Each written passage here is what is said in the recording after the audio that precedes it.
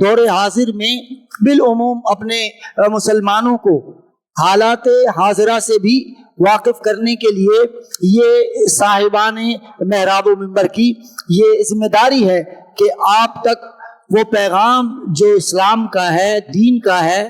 قرآن کا ہے، اللہ رسول کا ہے، اگر ایسا وقت اور ایسا لمحہ آ جائے اور پھر حالات حاضرہ کے حوالے سے کوئی عنوان یا موضوع سامنے آ جائے تو پھر اس سے بھی لوگوں کو باخبر کرنا چاہیے۔ حالانکہ یہ میڈیا کا، سوشل میڈیا کا اور ڈیجیٹل میڈیا کا دور ہے، ہم سے زیادہ عوام الناس جو ہے وہ واقف ہوتی ہے حالات حاضرہ سے، لیکن وہ صرف وہ اسپیکٹ اور وہ پہلو ہوتا ہے یا تو وہ سوشل میڈیا والے دکھا رہے ہوتے ہیں، بتا رہے ہوتے ہیں، یا مین ایکسٹریم میڈیا تو صاحب ظاہر ہے وہ اس طرح نہیں بتا سکتے، نہ انہیں قرآن و حدیث کے احوال کا معلوم ہے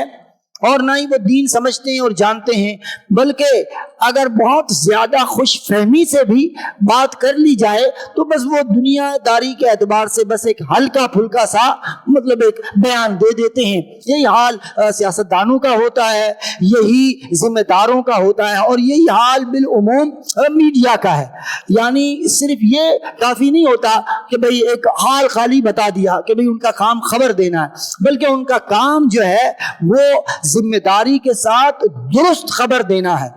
اور یہ بھی بڑا عجیب سا ماحول ہوتا ہے، آپ ٹاک شوز وغیرہ دیکھتے ہوں گے، خبریں وغیرہ سنتے ہوں گے تو آپ اندازہ لگائیں، یعنی وہ چور کا بھی، ڈاکو کا بھی، اس کا بھی موقف، کہتے ہیں موقف سب کا جانا چاہیے، پھر لوگ فیصلہ کریں گے بھائی یہ کیا بات ہوئی، پھر یہ سزائیں کس بات کی ہیں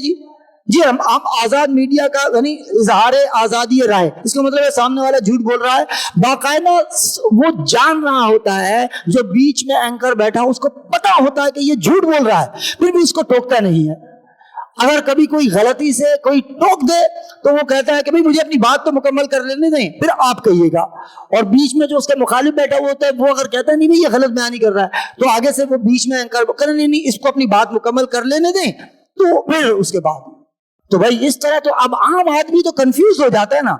ہمارے یہاں جو لٹریسی ریٹ ہے، یعنی ہمارے یہاں جو تعلیمی تناسب ہے تعلیم یافتہ لوگوں کا، وہ بہت تیر مار کر جو ہے نا وہ کہا جاتا ہے کہ 35% ہے، 35%، 35%۔ یہ بھی ان 35% کے اندر وہ لوگ شامل ہیں جو صرف اپنا نام لکھنا جانتے ہیں، بس اتنے پڑھے لکھے ہیں، یعنی جو اپنا نام لکھ لیں، مطلب یہ ہے کہ کسی کاغذ پر بڑے مشکل سے لکھ دیں غلام رسول، بس اپنا نام لکھ دیا، غلام نبی لکھ دیا، وہ چاہے ٹیڑھا میڑھا جیسا بھی لکھا ہے، لیکن ہمارے یہاں اس کو تعلیم یافتہ کیونکہ وہ دستخط کرنا جانتا ہے، تو اس طرح کے ملا کے 35% ہیں، اس طرح کے ملا کے، ٹھیک ہے۔ تو اب عرض کرنے کا مطلب ہے کہ یہ کیا ہے، ابھی آپ دیکھ لیں گزشتہ تقریباً 1 ہفتے سے زائد ہونے والا ہے، ٹھیک ہے۔ اب غزہ پر یہ پہلے تو یہ رمضان میں ہوتا تھا، رمضان میں جیسے ہی رمضان شروع ہوتا تھا یا رمضان سے پہلے شعبان کے اینڈ میں، یہ ہمیشہ اسرائیلیوں نے، یہودیوں نے بس یہی کیا ہوا ہے جناب، مسلمانوں کا خون بہانا۔ اور اس وقت پوری دنیا کے اندر لگ بھگ 259 اسلامی ملک ہیں جو اسلام کے نام پر ہیں، یعنی انہیں اسلامی ریاستیں کہا جاتا ہے، جو UNO کے اندر یعنی یونائٹڈ نیشن کے اندر، اقوام متحدہ کے اندر رجسٹرڈ ہیں۔ ان 259 ممالک میں سے کسی ایک کے پاس بھی ویٹو پاور نہیں ہے، اور کبھی انہوں نے تقاضا بھی نہیں کیا، کبھی بھی انہوں نے تقاضا نہیں کیا کہ جناب ہم 259 اسلامی ملک ہیں بھئی ہمیں انہوں نے کچھ حکمرانوں کو اسی لیے ہٹا دیا، کبھی کسی نے اسلامی کرنسی کی بات کی، اسلامی بینک کی بات کی، لٹکا دیا، حالانکہ ان کا کوئی دین سے وہ کوئی بہت شریف لوگ نہیں تھے، لیکن پھر بھی وہ ان کے بارے میں نہیں آ رہے تھے۔ تو جب ایک سیکولر مائنڈ آدمی، لبرل مائنڈ آدمی، وہ صرف ایک آدھ مرتبہ اپنے سیاسی مفاد کی خاطر ایک بیان دے دیتا ہے تو یہ اس کو لٹکا دیتے ہیں، تو کوئی دیندار آدمی طاقت میں وہ کیسے برداشت کریں گے؟ یہ بات سمجھنے کی ضرورت ہے۔ اسی لیے اب ہم آپ سے عرض کرتے ہیں کہ بینگ اے مسلم بحیثیت مسلمان ہماری بہت ساری ذمہ داریاں ہوتی ہیں، بہت ساری ذمہ داریاں ہوتی ہیں. دیکھیے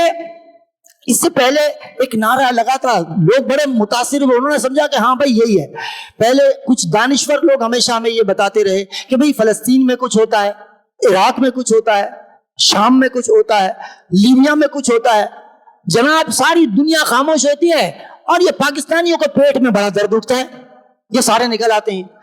جب سے یہ میڈیا آیا ہے نا، یہ میڈیا جب سے آیا ہے، کیونکہ میڈیا کو ملتے ہیں پیسے یہودیوں سے،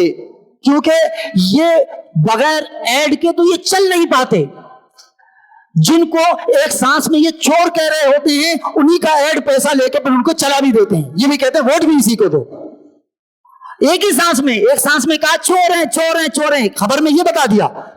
پھر اگلے ہی جب اسی خبروں میں کہیں یہاں کا وقفہ آتا ہے تو اسی چور کا جو ہے وہ ایک ایڈ چلا دیتے ہیں، اس کا ایڈورٹائزمنٹ آ رہا ہوتا ہے. یہ کیسی عجیب بات ہے. تو اب آپ سمجھ رہے ہیں. تو اب یہ لوگ تو ہمیں کوئی بتائیں گے. تو اب یہ سب سے پہلے اسی کا پرچار کیا گیا، اور جس نے یہ نعرہ لگایا یہ سارا میڈیا اسی کا لایا ہوا ہے، اور پھر اسی میڈیا نے اسے کک آؤٹ کر کے اب تو وہ دنیا سے بھی چلا گیا، لیکن اس کو پھر انہوں نے اسی کی مذمت کرنا بھی شروع کر دی. جب تک وہ طاقت میں تھا تو کسی کا دم نہیں تھا کہ اس کے خلاف کوئی خبر چلا سکے. جب وہ سیٹ سے اتر گیا، ملک سے نکال دیا گیا یا ملک سے نکل گیا، اس کے ادارے نے تو اس کو بڑا سپورٹ کیا، اسی لیے وہ یہاں سے نکل گیا. اب وہ دنیا میں نہیں رہا، لیکن جیسے ہی سیٹ سے اترا اس کو برا بھلا کرنا شروع کر دیا. اس نے نعرہ لگایا تھا کہ جی عراق میں ہو رہا ہے، شام میں ہو رہا ہے، ترکی میں ہو رہا ہے، لیبیا میں ہو رہا ہے، اردن میں ہو رہا ہے، افغانستان میں ہو رہا ہے، کشمیر میں ہو رہا ہے. جناب یہ پاکستانیوں کے پیٹ میں کیوں درد اٹھتا ہے؟ تو چپ کر کے بیٹھا کرے. سب سے پہلے پاکستان، سب سے پہلے پاکستان، یہ نعرہ لگایا گیا اور پاکستانی بڑے خوش ہوئے. اس وقت سے یہ جو احتجاج ہوتے تھے نا، میں نے پہلے بھی ایک دفعہ یہ عرض کیا ہے، شاید زائد مرتبہ بھی عرض کیا ہو، کہ پہلے کوئی بھی معاملہ ہوتا تھا تو لوگ احتجاج کرتے تھے، پروٹیسٹ کرتے تھے. ساری دنیا کے اندر یہی ہوتا ہے احتجاج. اب تو احتجاج کرنے کی روش ایک تو ختم ہو گئی، اور اگر کوئی بیچارہ کرنے کی کوشش کرتا ہے اس کو اندر کر دیا جاتا ہے. تو اب کیسے پتہ چلے